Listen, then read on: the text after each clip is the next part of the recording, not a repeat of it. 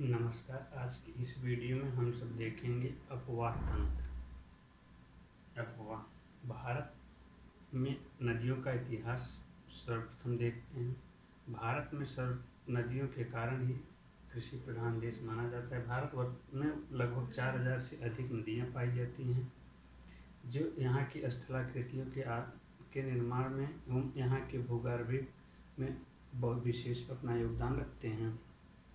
यहाँ की नदियों में मुख्य रूप से गंगा, यमुना तथा इनकी अनेक सहायक नदियाँ उत्तर भारत में तथा दक्षिण भारत में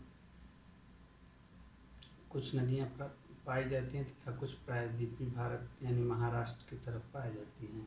इनमें हम देखते हैं इनका अपवाह तंत्र प्रमुख। भारत में 4000 से अधिक छोटी बड़ी नदियाँ पाई जाती हैं, जिसमें से 23 नदियाँ बृहद एवं 200 लघु स्तरीय यानी छोटी नदियाँ हैं। प्रवाह रेखा, अब हम इसको एक उदाहरण के माध्यम से देखते हैं। मान लेते हैं, देखते हैं कोई नदी इस तरह से बह रही है, इस तरह से उसकी आकृति है, तो इसकी एक रेखा की गणना करते हैं। यही रेखा को प्रवाह रेखा कहते हैं।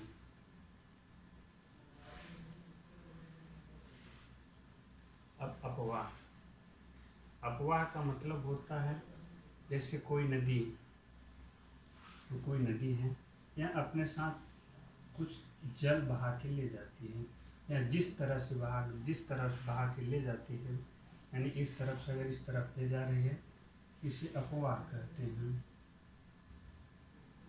अब अगर बड़ी नदी होंगी तो यह अकेले नहीं बहेंगी, ये इसमें अनेक प्रकार की नदियाँ आएंगी।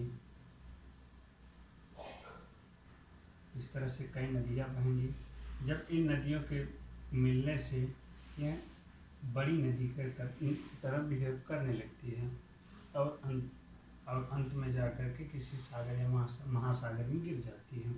तो जब अनेक नदियाँ मिलकर एक बड़ी नदी का निर्माण करते हैं, जैसे भारत में गंगा नदी का है।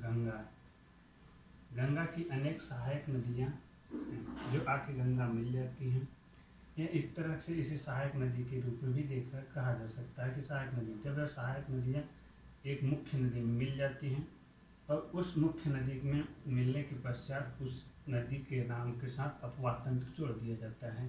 यानी अपवाह तंत्र का मतलब किसी क्षेत्र से जो नदी गुजरती है उस नदी का अपवाह तंत्र कहते हैं। कोई नदी है, इसमें अनेक नदियाँ आके मिल रही हैं, तो यह जो नदी होगा उसी नदी का अपवाह तंत्र कहलाता है। मान लीजिए है ब्रह्मपुत्र नदी है, जो कि अधिकांश भारत के बाहर से बहती है, तो ब्रह्मपुत्र नदी के अपवाह तंत्र होगा। यह भारत में दो तरह की,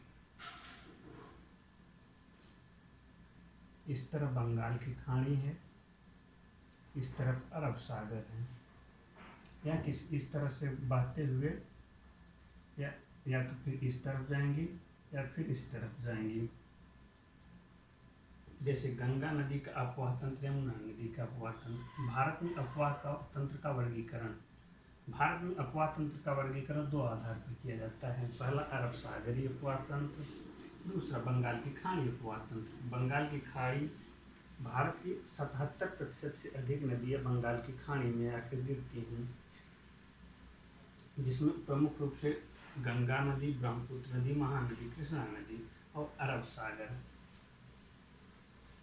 अब देखते हैं अरब सागर नदी।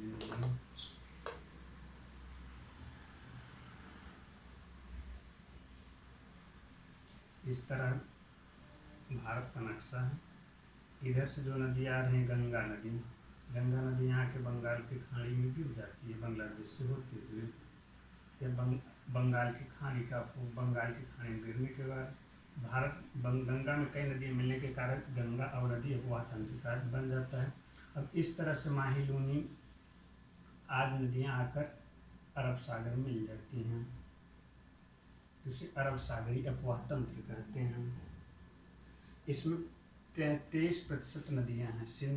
इसमें अरब सागर में गिरने वाली अधिकतर नदियाँ सूखी नदियाँ हैं, यानी इसमें जल स्तर का बहुत ज़्यादा प्रभाव नहीं पड़ता, यानी यह पहाड़ी नदी के रूप में भी जानवर कहा जा सकता है। अब किसी नदी के निकाय किस तरह से निर्धारण किया जा सकता है, किया गया है कि कौन सी नदी किस तरफ बहेगी।